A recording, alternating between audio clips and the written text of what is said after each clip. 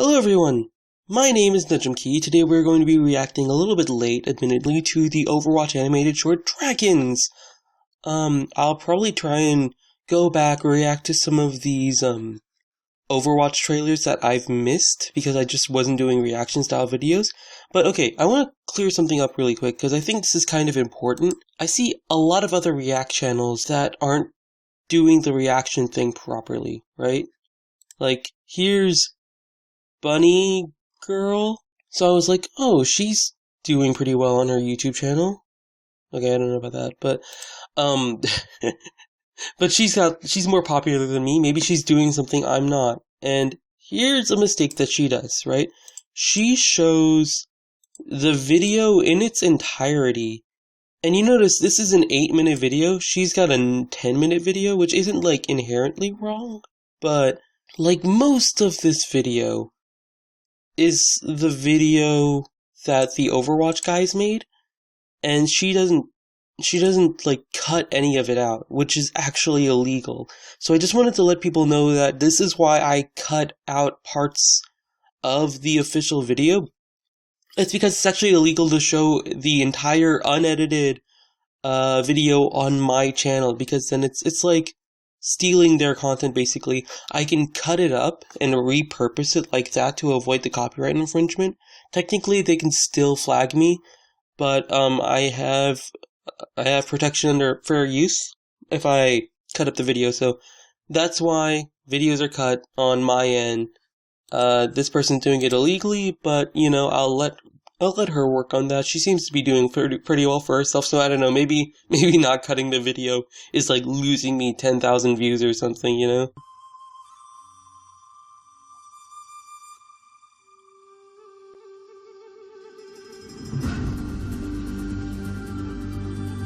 My family tells of an ancient legend about two great dragon brothers. The dragon of the North Wind. Two dragons. Okay, so this whole thing, this whole animation sequence is Blizzard sort of compensation for not having a proper single-player campaign, I believe. So this is the new Blizzard thing, right? Where they're, rather than delivering their narrative within the game somehow, they've decided to do it purely through animated shorts. On the side here, to the right, there's like a bunch more video that are animated shorts, one of Winston, one of Widowmaker, and these are all supposed to fill the role of giving you the story of Overwatch. And I don't know how I feel about it. Mostly because, as of right now, Overwatch, so right now, right, if you want to play Overwatch, you pay, I think, $60. Yeah, it should be $60. That was the last time I checked anyways. They could have lowered it. But obviously, Overwatch in its current state is not worth $60, right? It's got like 12 maps. It's got like a bunch of really cool characters, sure. But like, TF2 is very much comparable to Overwatch, right? Like, Overwatch is not so much better than TF2 that you could say one over the other, right? Oh, this is cute right here. So, okay. Really quickly, I don't know if I like them taking all the story bits and moving it into animated videos on YouTube, right? Because in theory, this is where the Overwatch budget is going, and people who pay the $60 for the Overwatch game probably want to see it do well, probably want to see more content added to the single player. Admittedly, it's early access, so we expect more content, right? Considering this is a $60 multiplayer only game with microtransactions, right, with the loot box system, I would hope that they would flesh out the single player a lot more before they put in these animated shorts. You know, I feel like as a consumer, this is not a very good value proposition if so much of your money is going towards these animated sequences. Still, I understand that a lot of people like them. I mean, I like them. I think they're really well done animated sequences, so I guess if the community's okay with it, then I'm okay with it, but it feels to me a little bit like I'm being scammed in some way, right? Anyways, going back to this cutscene, I like this guy's hairdo. This is very cute here. So you see here, Hanzo specifically doesn't snipe the guy's head off for some reason. That guy gets knocked out in the most ridiculous way possible. Okay, sure, yep, he's knocked out. But he does violently murder this robot here. This arrow goes straight into the robot's, not even heart. Heart would be a little bit more, like robots don't have hearts, obviously. Isn't this rated T for teen? Blood? What blood? I see electric, is that electric blood? Did I miss something? Nope, he just got kicked and nope, he's knocked out. He's freaking out and he's gonna run into a bell. Yeah, just no blood at all. So, you know, Blizzard trying to keep PG-13 here. Good for them, you know? It does stick out a bit when you murder the one robot so violently, though. I wonder if there was a way they could have avoided, like, maybe they just didn't show, like, maybe they just make them all robot guards, you know, and then you can violently murder all of them in very cinematic fashion. I don't know. I feel like there was a better way to do this. Like, that arrow shot here, right? So, look at this. The fact that this goes so close to his head, it makes the impression that he's gonna snipe his head off, right? And that's kind of what I think they're trying to build up in the player. But we've just watched Hanzo not kill, like, 2 other humans. We've watched him kill this electric dude, and then punch, get knocked out, right? Well, in a little bit. You get knocked out, and then there's another guy that's going to get knocked out, right? And then he's going to shoot an arrow at this guy, and the audience can't expect at this point that he's going to kill this other dude because he just saved 2 other dudes, you know? Like, the audience already realizes, yeah, he's not going to kill people, right? So, by the way, I like the use of the dragon imagery. Ooh, that's some nice foreshadowing over there. I like the use of the dragon imagery to, like, represent Hanzo and Genji. I just don't know if it's necessary. Like, because okay, so at the moment, we don't really know what the dragons are, but we can assume they're Hanzo and Genji, because that's what this trailer is going to be about, right? So, making them, like, these mythical dragon figures, I don't know what they're trying to accomplish with that. It creates a very cool effect of, like, I'm trying to guess what their story is now. Trying to guess which brother killed who, you know, what were the consequences, I don't really know. Did the brother regret it? Like, all this sort of stuff. It creates a cool guessing dynamic, but I don't know if it adds much more than that. Maybe it's all it needs to add, though. A little bit of mystery goes a long way in these type of stories. Oh, look at his face! Oh, it's so sad. That's really good art there. You are not the first assassin sent to kill me, and you will not be the last. Oh, that line is so cool. And then, character introduction. Okay, so, character design, let's go. Immediately, as soon as Genji is introduced, right? Look at his pose, look at how he's standing, right? Immediately we are assuming this guy is something sneaky, some sort of ninja-y type of character. This is kind of part of an overall rant that I need to do with, like, stereotype characters, but this stereotype helps us establish a lot of things in our mind about Genji, right? Firstly, he's clearly a fucking ninja, right? You saw the way he landed there. That helped reinforce that. He's gonna throw a shuriken in a second, so we're gonna be like, yep, definitely a ninja. And what this does, this actually does a really cool thing in most people. I say most because you can't guarantee everyone's going to feel this, but this is something stereotypes do really well. They establish in us personalities that we can associate with characters very quickly, right? So, up until this point, if you've never seen Genji before, immediately, just because of the posing and some of his animation and the weapons he's going to use in a second here, you're going to know that he is a ninja, and you're going to assign to him properties of being a ninja. For example, incredibly fast, incredibly flexible, silent, willing to do dirty work for money, right? These are the qualities we associate with ninja or shinobi or whatever the heck you want, right? Also a degree of honor, right? And they're going to use that expectation on us towards the end of this, so I'll point it out later when it comes up. I know who you are, Hanzo. You risk so much to honor someone you murdered. Alright, there's the There's the shuriken. I like how they gave us like an extra shot to make sure, hey, look at this shuriken, he's a ninja! Which, by the way, this game, like the visuals and the aesthetic match the game very well, so props to Blizzard for that.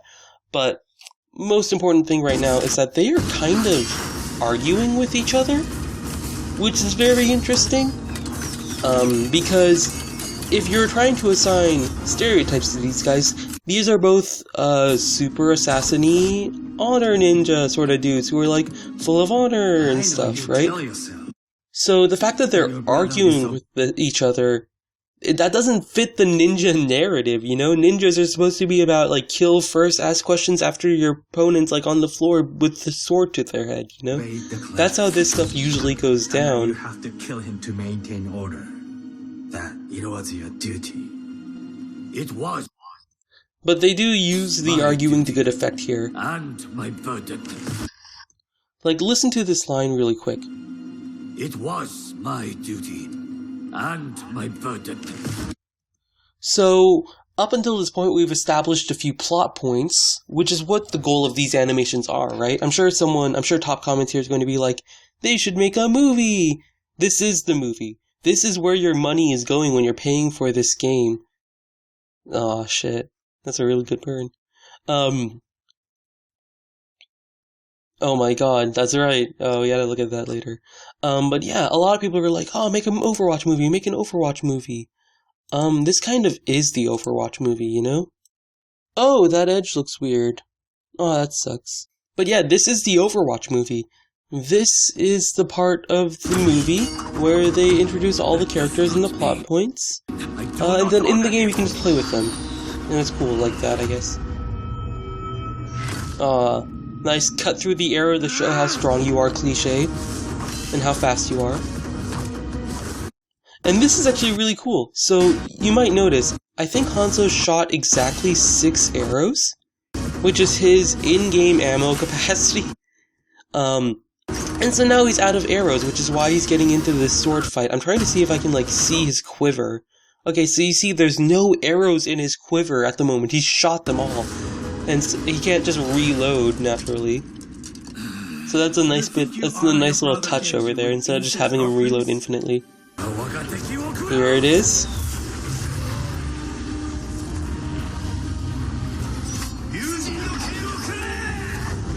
Boom! Genji ult deflects, Hanzo ult confirmed. Considering the in-game accuracy so far, I think we can say that Genji ult is going to get buffed to deflect Hanzo ult. And also, Hanzo doesn't die immediately to his own ult. So, there you go. Okay, so, really quickly, this is what you would call sort of a narrative reveal, right? This is like, they've been keeping the information from Hanzo intentionally that we already understand, right? That this is his brother. I mean, I guess we don't explicitly understand it, but, it's not very difficult to guess that the two dragons are Hanzo and Genji, and when they start talking about, oh, you're here to honor your brother's death, or something like that, it's pretty obvious that Genji is talking about, yo, you killed me and now you're like trying to honor me? The heck, bruh? And so, at this moment, because you as the player kind of, you're smart enough, I hope, he's remade into a cyborg, I think is the lore behind this. But Genji using this crazy dragon smell that reflects Hanzo's own, right? That is a big narrative reveal, and they got like a quick shot of Hanzo, but they wanted to go back to the cool dragon cutscene, which fair enough. Hanzo's face was a little bit surprised there. He's trying to resist it, and then here comes the big, like, narrative reveal, right? Where Genji's like, I win. Yamada can control the dragons. Who are you? Who are you? This was pointless. I don't know why they bothered with this part. I guess just to show that Genji wasn't going to kill him, but we kind of figured that out. Actually, no, we didn't, huh? I guess up until this point, they've been, like, purely fighting at a distance. I will not grant you the death you wish for. You still have a purpose in this life, brother. Brother, is that you? No, it can't be. This is also a very cool reveal here.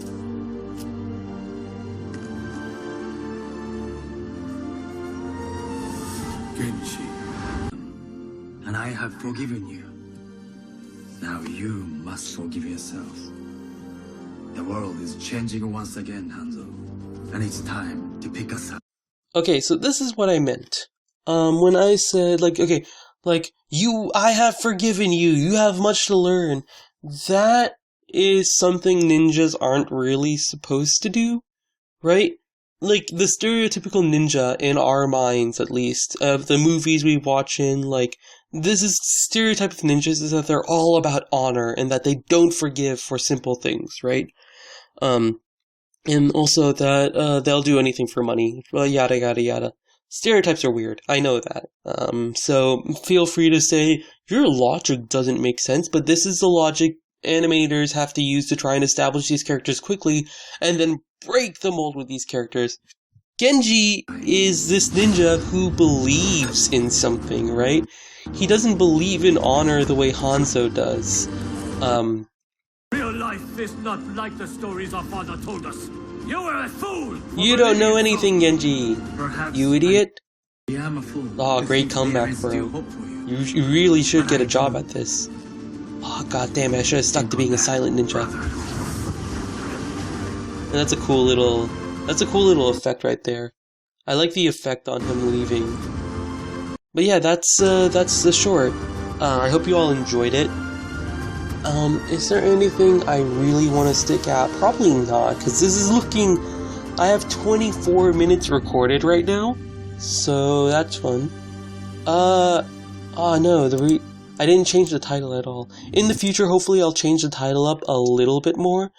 But yeah, the link is in the description, by the way, if you want to watch this video for yourself. See all the parts that I didn't cut out, which I would recommend it. The animations are very cool. It's very cool if you're wanting to learn a little bit about this sort of thing. There's a lot of cool moments in here where you can see, how they handle the weird character design they've gone with. It's very stylized, what they've done. And how they've animated it is very cool, in my opinion. Just to run and stuff. So yeah, check that out on your own in the description down below. If you want to see me react to more things, subscribe, and actually leave a comment if you want to see me react to a certain video. Thank y'all for watching. Do this stuff I already told you, or don't, I don't care. I'm bye. See you guys in my next video. Bye!